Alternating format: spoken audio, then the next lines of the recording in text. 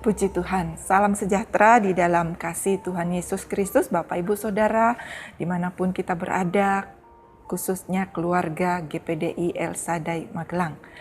Pada saat ini kita bersyukur buat kemurahan kasih Tuhan yang selalu menyertai hidup kita, sehingga saat ini mari kita mau kembali lagi untuk merenungkan firman Tuhan yang akan memberi kita kekuatan dan akan selalu meneguhkan iman percaya kita di tengah-tengah kita mengiring Tuhan. Dan renungan firman Tuhan saat ini kita akan lihat di dalam kitab Kejadian pasal yang ke-45 ayatnya yang kelima. Berhubung bacaan Alkitab kita hari ini ada di kitab 43 sampai pasalnya yang ke-45. Saya akan bacakan. Berkata demikian, "Tetapi sekarang janganlah bersusah hati dan janganlah menyesali diri karena kamu menjual aku ke sini, sebab untuk memelihara kehidupanlah Allah menyuruh aku mendahului kamu." Puji Tuhan, Bapak Ibu Saudara yang kekasih di dalam Tuhan, renungan firman Tuhan saat ini saya beri judul Tuhan Tahu.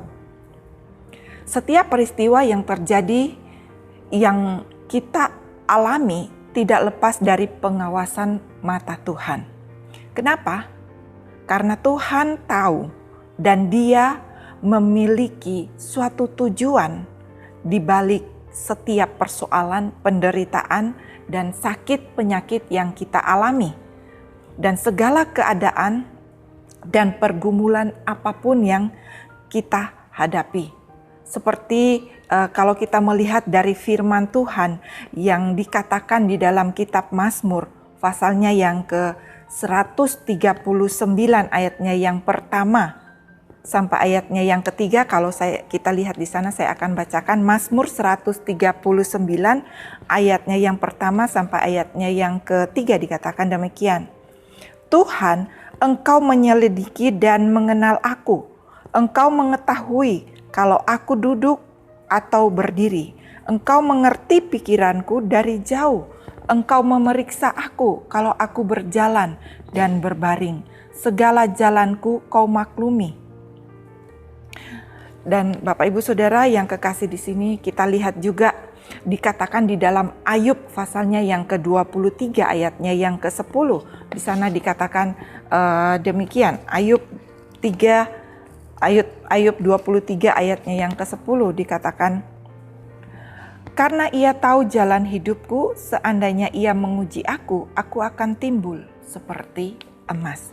Nah, Bapak Ibu Saudara yang kekasih di dalam Tuhan, bukankah seringkali kita bertanya, mengapa Tuhan izinkan masalah yang berat terjadi dalam hidup kita? Ada kalanya Tuhan izinkan terjadi dalam hidup kita.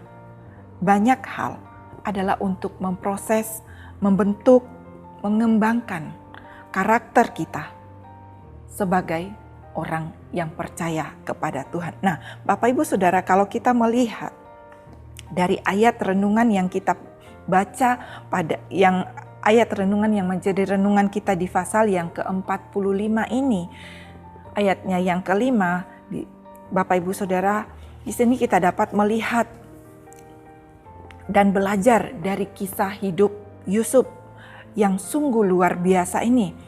Dimana kalau kita melihat dia adalah seorang muda yang harus mengalami penderitaan, perlakuan yang tidak adil dalam hidupnya. Dari saudara-saudara, kita tahu bagaimana latar belakang kehidupan Yusuf ini. Dia mengalami perlakuan yang tidak adil dalam hidupnya dari saudara-saudara, dari teman, dan juga majikannya. Tetapi di sini kita melihat proses yang begitu panjang, yang menyakitkan dan berliku-liku secara manusia. memberi alasan untuk dia kecewa, marah, benci, dendam, bahkan menyimpan akar pahit. Namun di sini kita dapat belajar dari seorang Yusuf ini. Yang pertama, di sini ada beberapa hal yang kita dapat belajar untuk melihat bahwa Allah tahu apa yang sedang kita alami dalam hidup ini. Yang pertama, di sana kalau kita membaca di dalam pasal yang ke-45 ini ayatnya yang kelima di sini dikatakan. Ayatnya yang pertama sampai ayatnya yang ketiga ya Bapak Ibu Saudara, saya akan bacakan dalam kitab Kejadian ini dikatakan. Ketika itu Yusuf tidak dapat menahan hatinya lagi di depan semua orang yang berdiri di dekatnya, lalu berserulah ia, suruhlah keluar semua orang dari sini. Maka tidak ada seorang pun yang tinggal di situ bersama-sama Yusuf ketika ia memperkenalkan dirinya kepada saudara-saudaranya.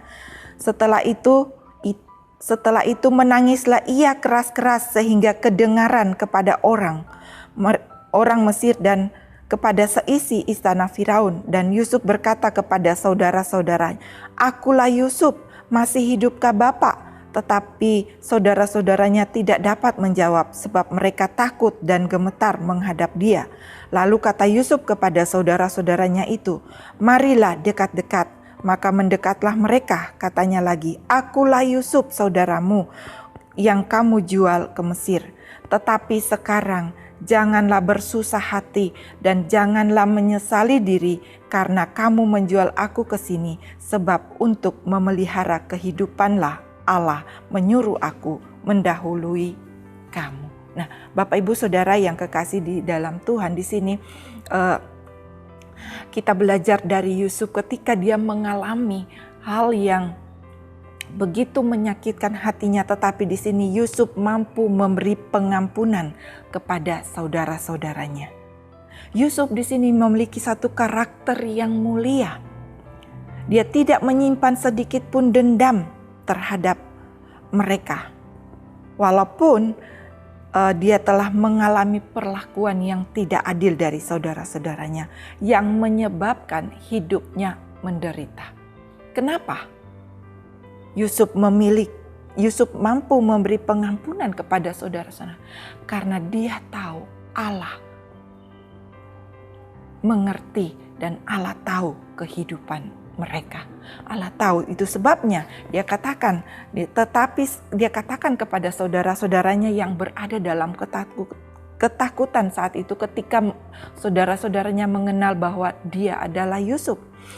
Janganlah bersusah hati dan janganlah menyesal diri. Karena kamu menjual aku ke sini sebab untuk memelihara kehidupanlah Allah menyuruh aku mendahului kamu. Nah, Bapak Ibu Saudara yang kekasih di dalam Tuhan, di sini kita melihat dan belajar dari Yusuf untuk mengerti, untuk tahu bahwa Allah tahu setiap kehidupan yang terjadi dalam hidup kita. Yang kedua di sini adalah Yusuf bisa mengucap syukur dan mengambil sisi positif dari setiap peristiwa yang ada. Itu sebabnya ia berkata di ayatnya yang ke-7 sampai ayatnya yang ke-8 di sana kalau kita baca demikian. Maka Allah menyuruh aku mendahului kamu untuk menjamin kelanjutan keturunanmu di bumi ini dan untuk memelihara hidupmu sehingga sebagian besar daripadamu tertolong. Jadi bukanlah kamu yang menyuruh aku ke sini, tetapi Allah. Dialah yang telah menempatkan aku sebagai bapa bagi Firaun dan tuan atas seluruh istananya dan sebagai kuasa atas seluruh tanah Mesir. Ini ada satu sisi positif yang Yusuf ambil dari peristiwa yang dia alami, bahwa Allah tahu dan mengerti kehidupannya. Nah, Bapak Ibu Saudara, di sini kita melihat karena Yusuf percaya kepada Tuhan. Yusuf mengerti Allah tahu apa yang dia alami. Maka di sini Yusuf mampu memberi pengampunan kepada saudara-saudaranya ketika dia mengalami satu keadaan atau satu peristiwa yang tidak menyenangkan dalam hidupnya. Nah, dan Yusuf juga bisa mengucap syukur dan mengambil sisi positif dari setiap peristiwa yang terjadi dalam hidupnya. Nah, Bapak Ibu Saudara, di sini kita lihat bahwa Allah tahu dan Allah turut bekerja dalam segala sesuatu, dan Allah sanggup untuk mengubah situasi dan kondisi yang buruk sekalipun menjadi satu pengharapan dalam kehidupan kita. Nah, Bapak Ibu Saudara, kalau mungkin hari-hari ini kita menghadapi peristiwa-peristiwa yang mungkin membuat kita tidak mengerti apa maksud Tuhan. Tetapi percayalah bahwa Allah tahu jalan hidup kita. Dan Allah turut bekerja dalam segala sesuatu. Roma 8 ayatnya yang ke-28 juga berkata, di sana dikatakan, kita tahu sekarang bahwa Allah turut bekerja dalam segala sesuatu untuk mendatangkan kebaikan bagi mereka yang mengasihi Dia, yaitu bagi mereka yang terpanggil sesuai dengan rencana Allah. Saya percaya kehidupan kita sebagai orang-orang yang percaya kepada Tuhan ada di dalam rencananya Tuhan. Dan Tuhan tahu jalan hidup kita. Itu sebabnya Bapak Ibu Saudara, jangan kita bersusah hati, tetapi tetaplah percaya kepada Tuhan. Karena Tuhan tahu apa yang sedang kita alami. Puji Tuhan, kiranya Tuhan memberkati. Mari kita mau datang kepada Tuhan.